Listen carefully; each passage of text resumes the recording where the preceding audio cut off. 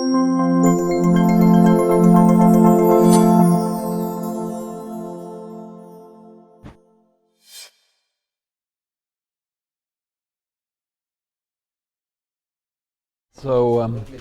we discussed the fact that the current therapies are all focusing on the adaptive immune system, of the focal inflammation, the inflammatory events that are typical of the early stages of MS.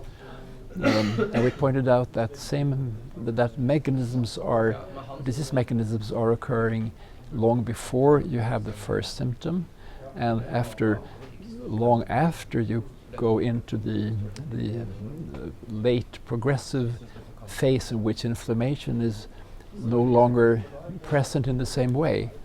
And this indicates that there are other mechanisms that are also at play in MS. So the concentration focal inflammation only gives a certain part of the answer how to treat MS.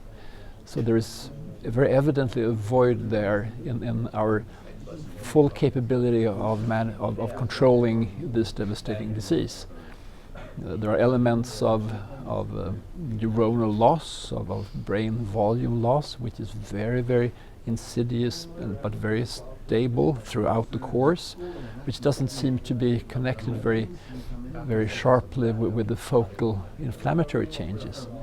And this is really interesting and potentially very important, because the current drugs that we have, they do a lot of good, but they don't do everything. They don't prevent many of the patients from becoming progressive, and they seem to have very little effect in the progressive phase, maybe a little bit in the beginning, but probably not in the long run.